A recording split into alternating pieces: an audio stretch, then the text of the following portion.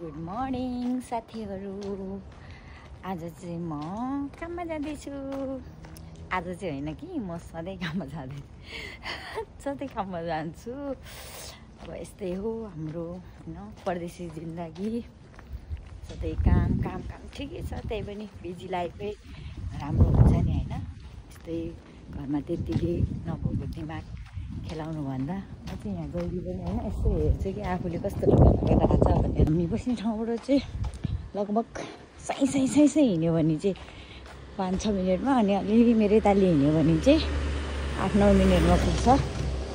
अनि म चाहिँ आज घरबाट पानी ल्याउन बिर्सेछ, यानि कि सानो बोतल नभएर। अब म चाहिँ यहाँ जुस किन्छु, अनि त्यसपछि ट्रेन चढेर लगभग 15-20 मिनट ट्रेनमा गएपछि चाहिँ हामी फेरि झरेर फेरि हाम्रो काम गर्ने ठाउँमासम्म हिँड्नलाई चाहिँ त्यही हो, मेरो हिँडाइले चाहिँ 10 मिनट लाग्छ। यहाँ चाहिँ हाम्रो भेन्डिङ मेसिन छ, अनि यहाँ चाहिँ जुसहरू पानीहरू। मलाई चाहिँ यो एप्पल टी खान मनपर्छ कि, अनि त्यसपछि चाहिँ जुन चाहिँ यसलाई 110 पर्छ, अनि यहाँ चाहिँ म 110 राखेर अनि म चाहिँ एप्पल टी छारो ल।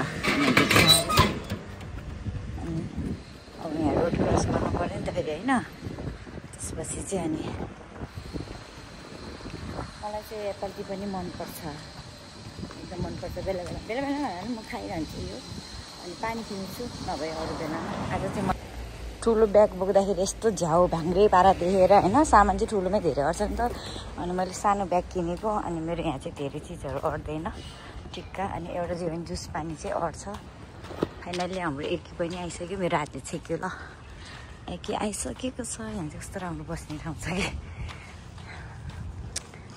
ठ्याक्क होइन गरी महिना। तर फुर्सद नै कहाँ छ र, कामबाट आए पनि फुर्सद हल्का हुन्छ, त्यही पनि थकाइ लागेको हुन्छ। बिस्तारै देखेपछि सुत्न मन लाग्छ। गाइजहरू के गर्नु, यस्तो थकी जिन्दगी जिइरहेको छु। अनि कहिले कहिले त घडी त लाग्छ कि है, कहिले चाहिँ हामीले आरामको जिन्दगी जिउन पाउने होला, कहिले चाहिँ बिहान बाउरी सुत्न पाउने होला जस्तो लाग्छ कि। त्यही त हो। मैले चाहिँ मन्थली टेकी काटेको छ, यो चाहिँ ट्याक्कै 1 महिनालाई हुन्छ। अनि त्यसपछि चाहिँ आज चाहिँ बनाउनु छ, आज यसको डेट सकेछ। भरे घर फर्किने बेलामा बनाउँछु, आजसम्मको छ। अब हामी चाहिँ यहाँ मेरो चाहिँ 46 को ट्रेन छ, यहाँ पर्खिनुपर्छ। ल हेर्नुहोस् न, यहाँ राम्रो दाजुभाइहरू खेलाडी हो कि यो सिजनमा चाहिँ खेलको सिजन हो नि त यहाँ, अनि त्यही भएर खेलाडीहरूको त्यसरी राखेको हुन्छ। अब म चाहिँ ट्रेन पर्खाइने बस्छु, धेरै छैन, अब धेरै मिनट छैन।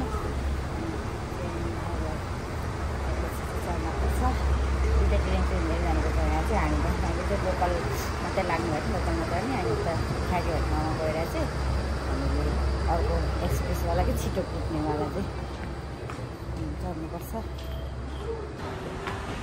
घरबाट निस्किँदा पानी परेको थिएन गाइजहरू, यहाँ पानी परेको छ। छाता बोक्नु अल्छीले हल्का परिरहेको छ, दौडिने हो। छाता बोक्नु अल्छीले यस्तो हुन्छ ल, कति भारी बोक्या जस्तै हुन्छ है छाती बोक्नु। तर पानी धेरै परेन, म त दौडिहाल्ने हो। पहिला सुन्ने गरेको थिएँ कि साथीहरू होइन, कोही नहुनेको अथवा कसैले साथ नदिनेको अथवा कसैले चाहिँ एक्लै बनाउन खोज्नेहरूको चाहिँ कोही नभए पनि भगवान् हुनुहुन्छ, भगवान् चाहिँ साथ दिनुहुन्छ भन्ने जस्तो लाग्थ्यो कि। अहिले म पनि त्यही महसुस गर्छु कि होइन, जस्तै लाग्छ कि। र हामी त स्वच्छपट्ट स्पष्टपट्टहरू प्रायः मान्छेहरू आफ्नो बनाएर रिजाएर राख्नु सक्दैन नि त, एक्लै जस्तै हुन्छ नि त। त्यही भएर आजभोलि चाहिँ मलाई चाहिँ लाग्छ कि यो सब कुराहरू चाहिँ के भन्छ अरे, हामीले घरमा पनि साथ दिइरहनु पर्छ जस्तो लाग्छ कि। अनि त्यही भएर अनि म चाहिँ आजभोलि होइन सधैँ म चाहिँ काम गर्ने ठाउँमा चाहिँ हाम्रो चाहिँ यहाँनिर एउटा सानो एउटा मन्दिर छ कि। म त्यस्तो फेरि आस्तिकै गरेर मठ मन्दिर आएर ढोगरै हिँड्ने होइन कि, तर म चाहिँ एकदम यहाँ आएर मनमा छुन्छु कि एकबाट आँखा चिम्मा गरेर।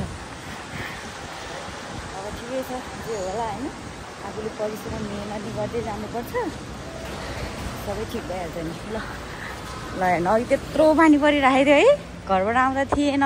अहिले फेरि परिराखेको थियो अहिले। वाउ यहाँ त आज त ल आज यहाँ फेस्टिभल लाग्दै रहेछ ल।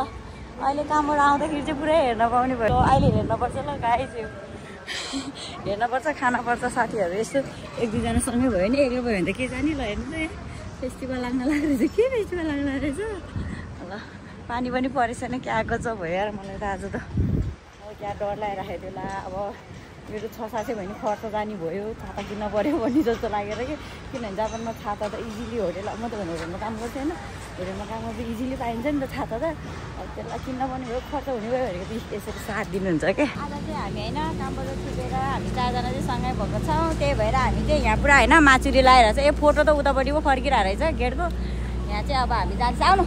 आउनु सबैजना। अब हेरौँ कस्तो हुँदो रहेछ है दिदी, कस्तो हुँदो रहेछ हेरौँ न त यहाँ जापानको माचुरी के हुँदो रहेछ त। ए पुरै है पसलहरू रहेछ, खानेकुरा के हो यो लालीपप जस्तो छ त बच्चाले खाने। ल पुरै के खाने हो भने केटकेटीहरू। ल के चाहिँ हुन्छ ए ल हेर के चाहिँ माचुरी हो यो, अब थाहा पत्ता नै है। यहाँ त फेरि कस्तो लाइन बस्नुपर्छ नि त केही किन्न पऱ्यो भने नि। ल फोटो किन्ने ठाउँ रहेछ कि दादा हो। आम्मा किन्यो तिमीहरू बुढाहरू फोटो किन्ने हो। जाउँ त अगाडिबाट हेरौँ, अहिले खिचाउँ ल फोटो सोटो। तर दामी रहेछ है। दाम पुरा यहाँ त हेर्नु त ग्रिन कार्पेट ओछ्याइदिएछ त के। स्टेज पनि रहेछ हेर्नु न, उताबाट हिँड्ने है एकछिन ल।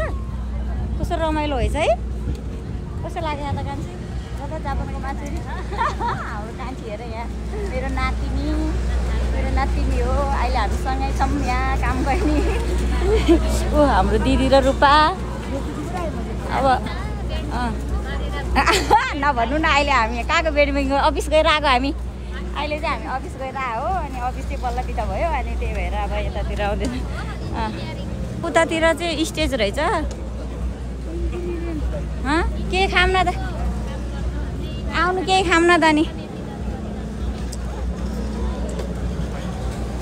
के रहेछ यो भिजेछ है, सबै भिजेर है यस्तो। हामी त सबै गर्ने हो नि, हाम्रो काम त सबै हो है दिदी।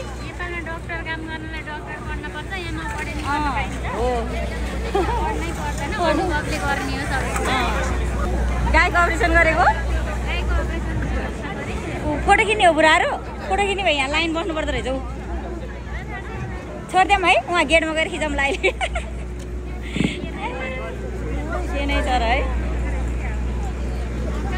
के खानु त खोइ।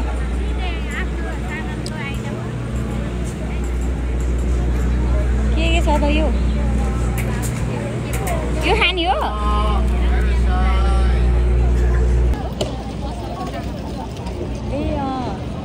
ल हाम्रो चाहिँ यही फेस्टिभल हो। अब हामी त लागेको है, केही पनि छैन रहेछ खासै चाहिँ।